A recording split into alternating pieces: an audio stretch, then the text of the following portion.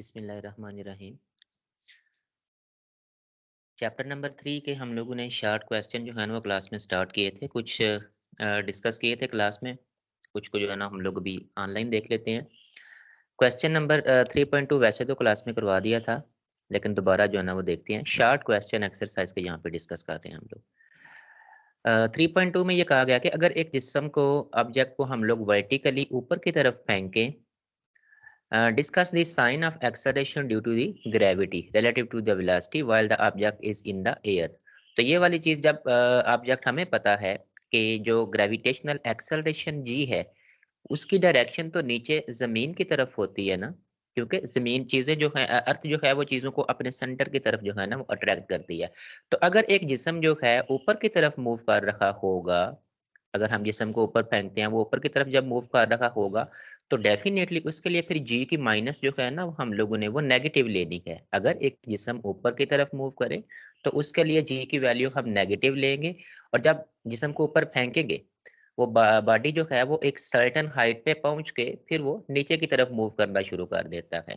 तो जब बॉडी नीचे की तरफ मूव करना शुरू करेगा, फिर जब बॉडी नीचे की तरफ फॉल कर रहा होगा, फिर तो वेलोसिटी की डायरेक्शन और जो जी है उसकी डायरेक्शन दोनों सेम हो जाएंगे। उस वक्त जी की वैल्यू पॉजिटिव होगी। सो अगर एक बॉडी ऊपर की तरफ मूव करेगा तो उसके लिए जी की वैल्यू नेगेटिव होगी। जब बॉडी जो है वो नीचे जमीन की तरफ मूव करेगा तो उस वक्त जी की वैल्यू हम लोगों ने पॉजिटिव लेनी है। यही चीज यहाँ पे जो है ना वो लिखी हुई है। When an object is thrown vertically upward its velocity is vertically upward. ठीक है, जब ऊपर जा रहा होगा वेलोसिटी भी ऊपर की जो है ना उसकी भी अपवर्ड होगी। The acceleration is vertically downward, और बताया जैसे कि जी की वैल्यू तो डाउनवर्ड जो है ना वो जी होती है। And the sign of g is negative because g is opposite to the velocity. जिस वक्त बॉडी ऊपर जा रहा होगा उस वक्त वेलोसिटी की डायरेक्शन ऊपर की तरफ होगी, जी नीचे की तरफ है, इसलिए जी की वैल्यू हम लोग नेगेटिव लेंगे।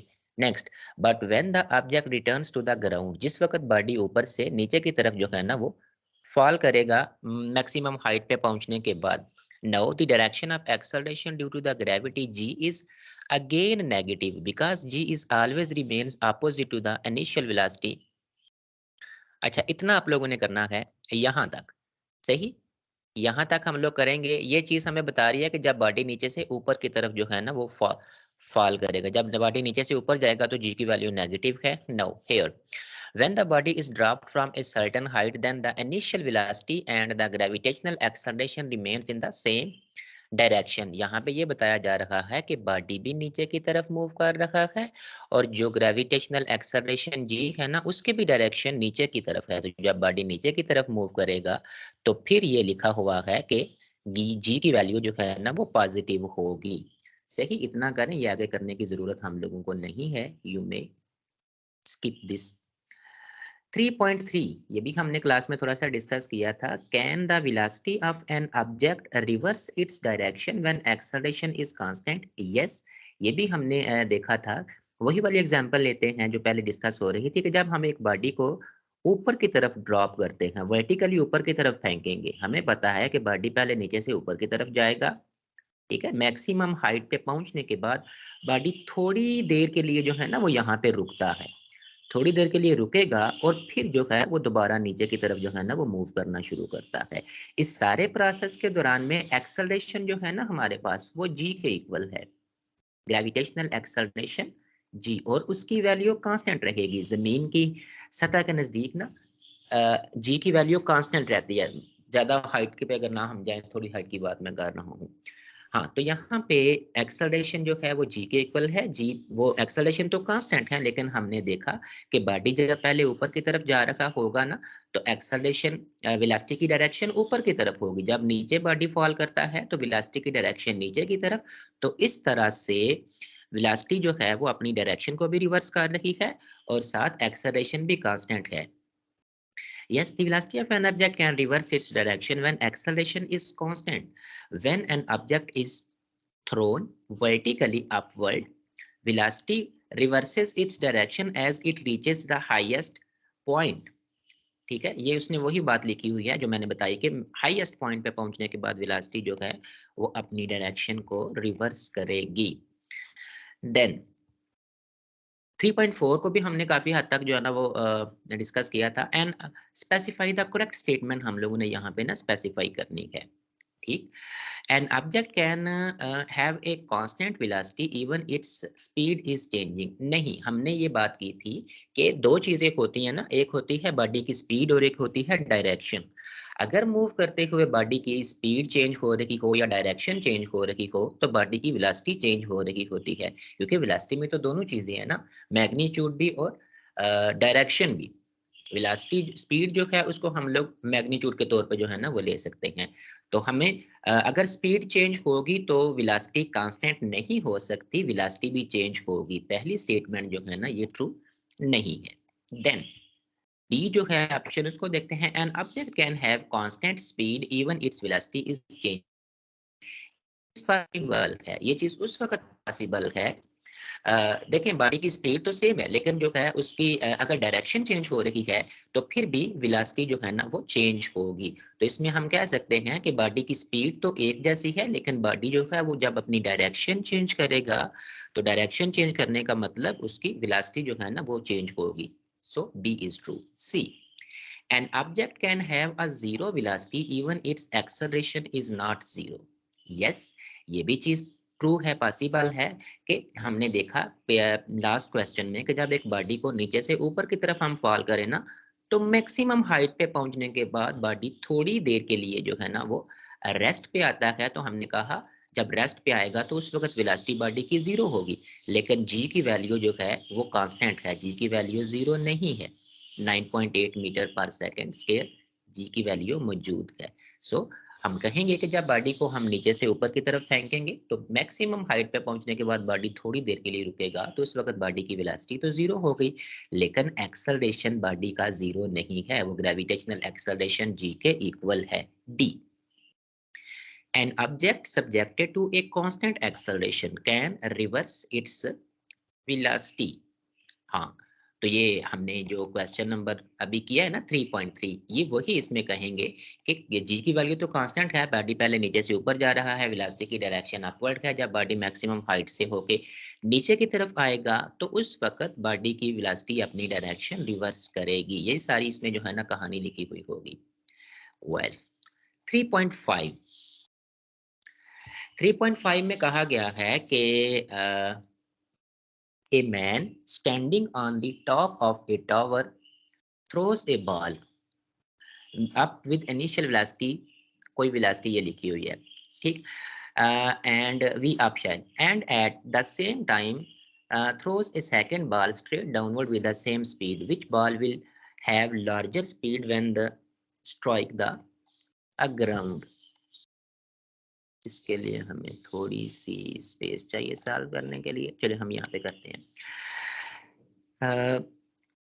सेम हाइट है यहाँ पे ना, अगर यहाँ से एक ऑब्जेक्ट को नीचे की तरफ फेंका जाएगा ना तो समझ फर्ज करें कि उसके इनिशियल वेलोसिटी वी आई है, तो जब वो नीचे की तरफ फॉल करेगा जाके नीचे जाके टकराता है ग्राउंड के साथ।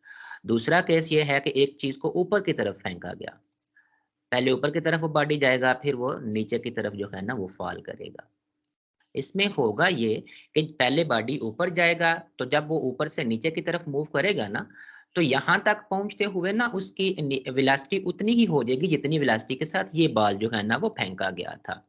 ठीक है, सेम हाइट पे पहुंचने के बाद पहले बेशक वो ऊपर जा रखा है, नीचे से ऊपर फेंका, उसकी वेलोसिटी आहिस्ता आहिस्ता कम होती चली जाएगी, यहाँ पे उसकी वेलोसिटी जीरो होगी। जब वो ऊपर से नीचे की तरफ आएगा तो इस पॉइंट पे बॉल की वेलोसिटी जो है ना वो अगेन उतनी ही हो जाएगी जितनी वेलोसिटी से हमने बॉल को इस साइड से नीचे की तरफ फेंका था।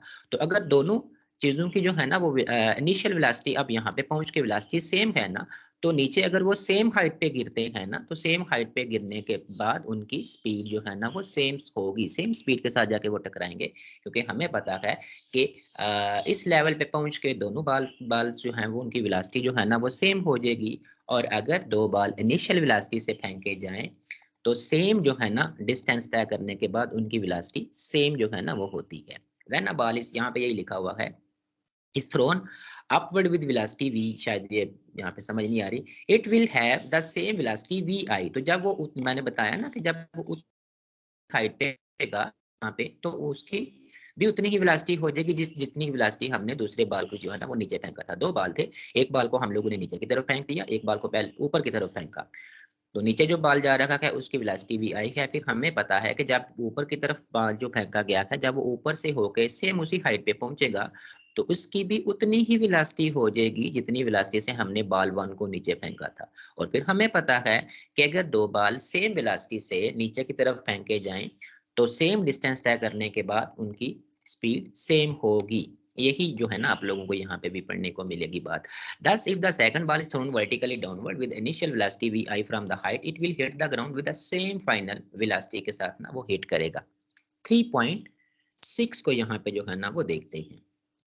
Explain the circumstances in which the velocity v and acceleration a of a car are parallel। हमने ये देखना है कि वो किस वक्त जो है ना कार का दो चीजें हैं, एक है वेलोसिटी और एक है एक्सेलरेशन। के कार की वेलोसिटी और एक्सेलरेशन जो है ना दोनों पैरेलल किस वक्त होते हैं। बहुत सिंपल सी बात है, जिस वक्त गाड़ी की स्पीड ज्यादा हो रही होती है ना, ठीक है, वेलोसिटी इंक्रीज हो रही होती है, गाड़ी की स्पीड ज्यादा कर रहे हो ना, उस वक्त याद रहे कि उस वक्त एक्सेलरेशन की भी वही डायरेक्शन होती है और वेलोसिटी की भी वही डायरेक्शन होती है। हमने ये पढ़ा था ना कि गाड़ी की स्पीड इंक्रीज हो रही हो तो एक्सेलरेशन पॉजिटिव होता है।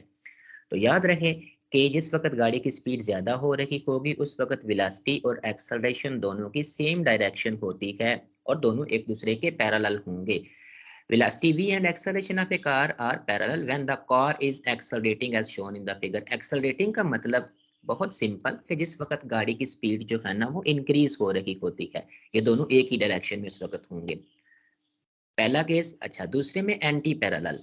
फिर हम लोगों को पता है कि जब गाड़ी की स्पीड कम हो रही होती है उस वक्त एक्सेलरेशन की वैल्यू नेगेटिव होती है। नेगेटिव की वैल्यू का मतलब ये कि वेलोसिटी की डायरेक्शन जो है एक्सेलरेशन की डायरेक्शन उसके अपोजिट होगी। अगर गाड़ी वेलोसिटी की डायरेक्शन इस साइड है तो जब स्पीड कम हो रही होगी तो एक्सेलरेशन की डायरेक्शन उसके अपोजिट होती है, मतलब नेगेटिव दोनों जो है वो हो जाएंगे।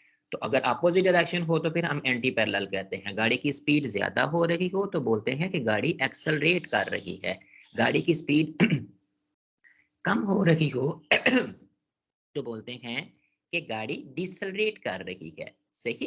तो हमें पता है कि गाड़ी की जब स्पीड ज्यादा हो रही होती है उस वक्त गाड़ी के एक्सेलरेशन और वेलोसिटी दोनों की डायरेक्शन सेम होती है, लेकिन जब गाड़ी की स्पीड कम हो रही हो तो उस वक्त वेलोसिटी की और एक्सेलरेशन की डायरेक्शन दोनों की अपोजिट होती है, क्योंकि नेगेटिव स्पीड सॉरी स्पीड कम होने का मतलब कि अब एक्सेलरेशन की डायरेक्शन नेगेटिव मतलब वेलोसिटी के अपोजिट हो गई है।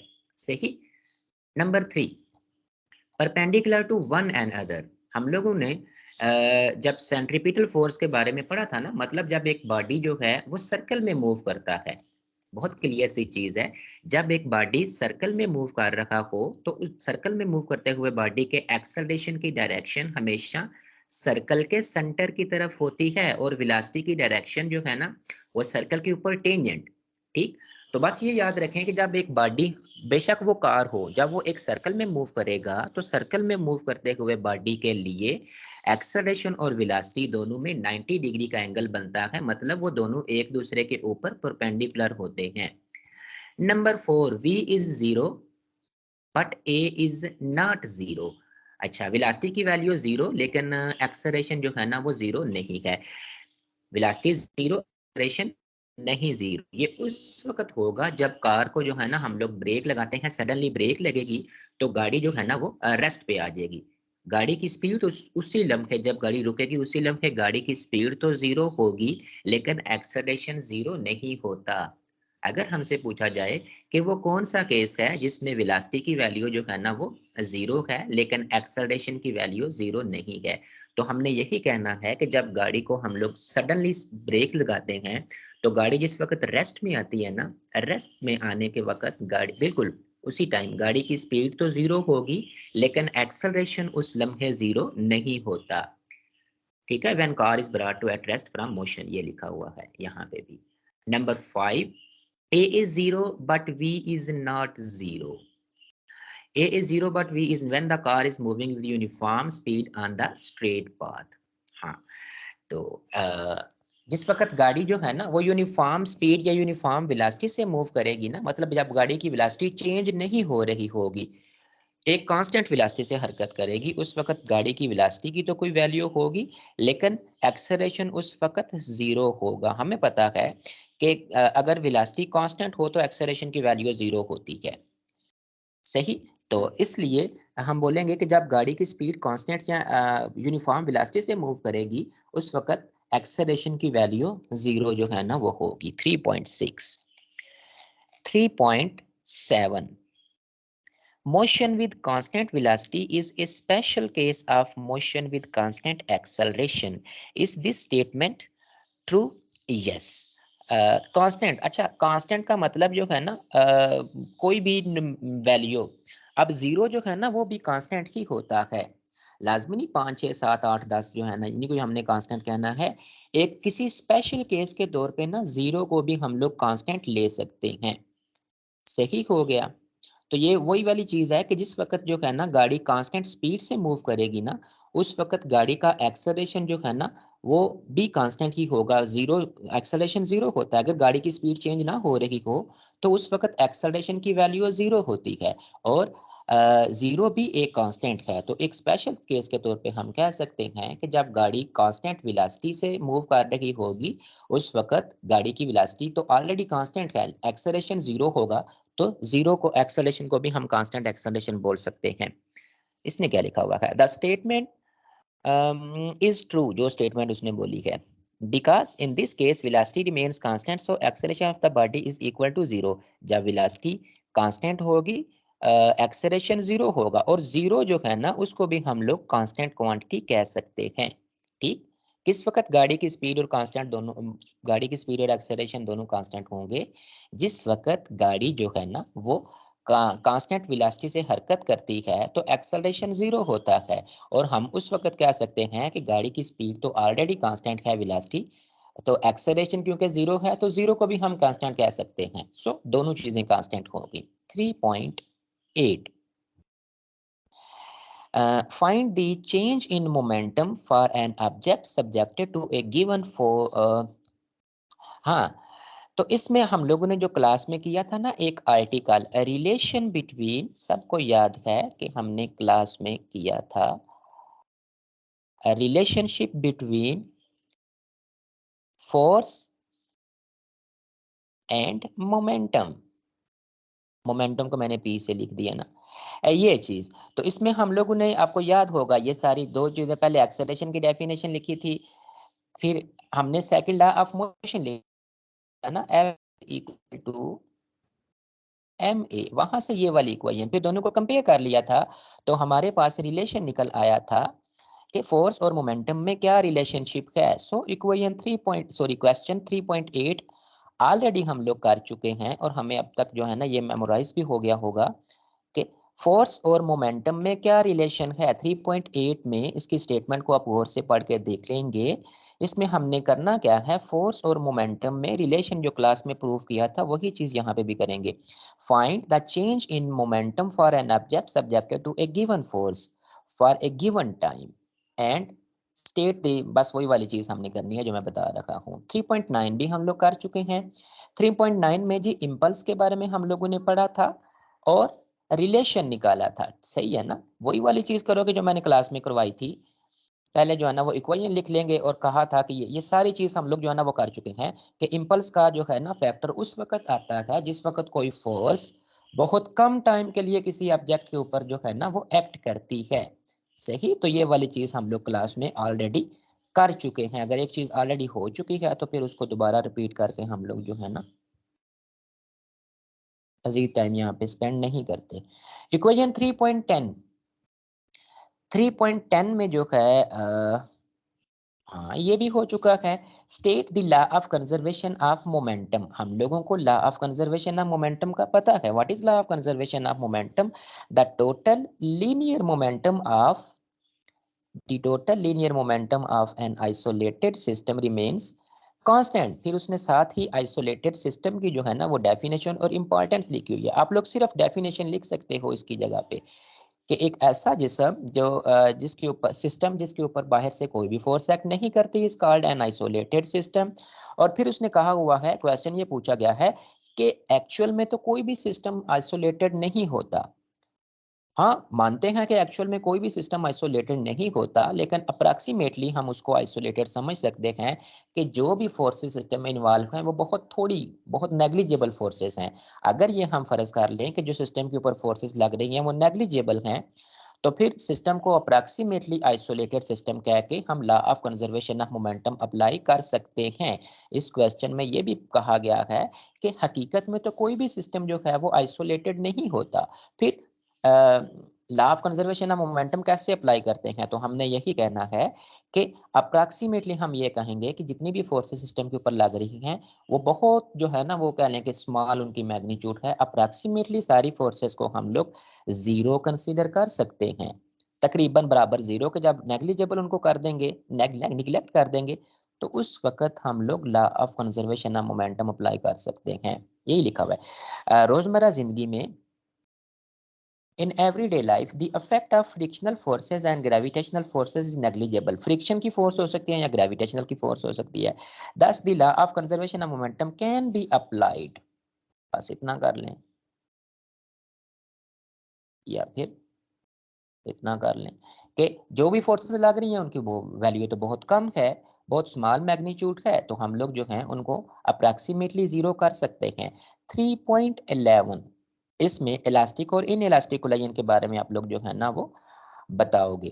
तो हमें पता है कि एक ऐसा कोलिजन जिसमें ये लिखा हुआ, जो क्लास में मैंने करवा चुका हूं मैं ये, ठीक है, एक ऐसा सिस्टम जिसमें काइनेटिक एनर्जी जो है ना, एक ऐसा कोलिजन जिसमें सिस्टम की काइनेटिक एनर्जी कंजर्व रहेगी, उसको हम लोग नाम दे देंगे इलास्टिक कोलिजन का। और जिसमें काइनेटिक एनर्जी कंजर्व नहीं रहती उसको इन हम नाम देंगे।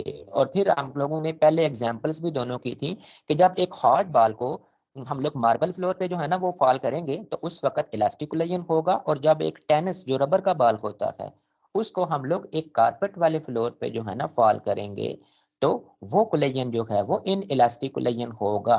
ये पहले हो चुका है। ले जी, 3.11 तक हमारे जो है ना एग्जाम में शामिल है ये वाली जो चीज है, शॉर्ट क्वेश्चन एक्सरसाइज के इजी से हैं। तो इंशाल्लाह सारे उम्मीद करता हूं कि स्टूडेंट्स जो हैं इन क्वेश्चंस को लाजमी तौर पे जो है ना वो देखेंगे।